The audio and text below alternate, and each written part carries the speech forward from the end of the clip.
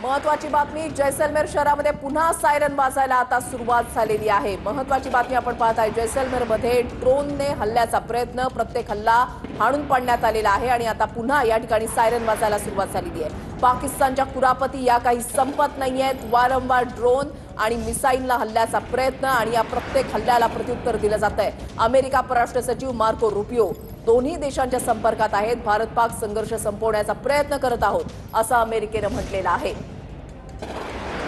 तर पाकिस्तानकडून भारताच्या 26 शहरांवर ड्रोननं हल्ला केला गेलेला आहे।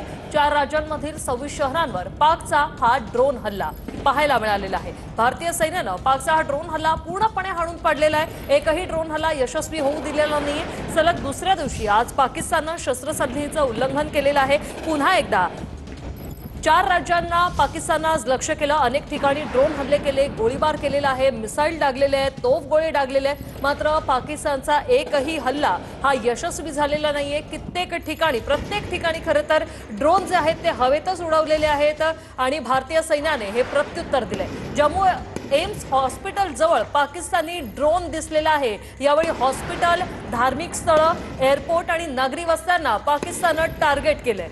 आता हॉस्पिटल जवळ जे आहे ते ड्रोन दिसलेला आहे। जम्मू एम्स हॉस्पिटलच्या जवळ पाकिस्तानी ड्रोन दिसलेला आहे आणि तो निस्तनाबूत करण्यासाठी आता प्रयत्न पूर्णपणे केले जात आहेत। पाकचे पुन्हा नागरी विमानांच्या आडून ड्रोन हल्ले जे आहेत ते सुरू आहेत।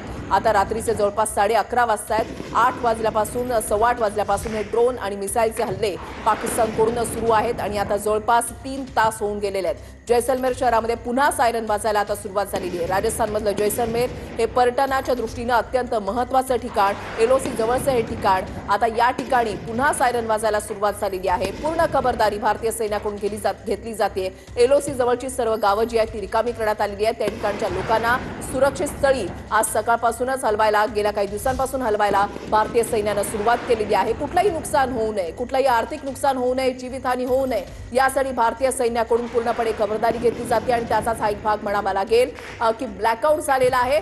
जरी ड्रोन आणि मिसाईलच्या प्रत्येक हल्ल्याला प्रत्युत्तर दिलं जात असलं तरी कुठल्याही प्रकारची जीवितहानी होऊ नये याची पूर्णपणे काळजी जी आहे ती घेतली जाते। जैसलमेर शहरामध्ये पुन्हा सायरन वाजायला सुरुवात झाली आहे। पाकचे पुन्हा हे प्रयत्न, राजस्थानच्या जैसलमेरमध्ये सध्या ब्लॅकआउट करण्यात आलेला आहे। फक्त राजस्थानच्या जैसलमेरमध्येच नाही तर अनेक ठिकाणी ब्लॅकआउट झालेला आहे। जैसलमेर शहरात पुन्हा एकदा सायरन वाजायला सुरुवात झालेली आहे।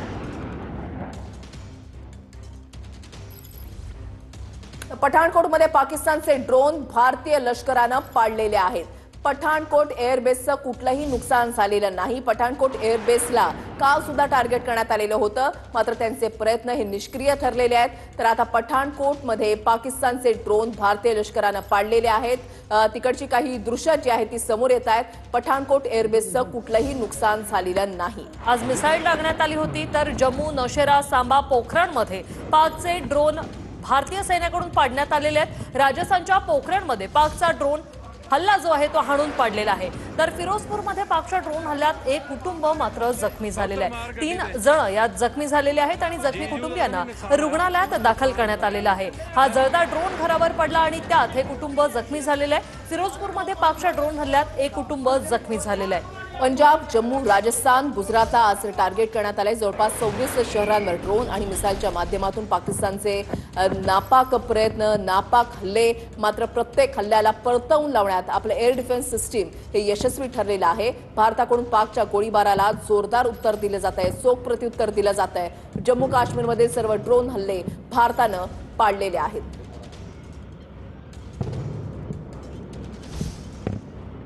एलओसीवर गोळीबारासह तोफ गोळ्यांचा मारा सुद्धा केला जातोय। उरी सेक्टरमध्ये पाकिस्तानकडून जोरदार गोळीबार सुरू आहे आणि त्याला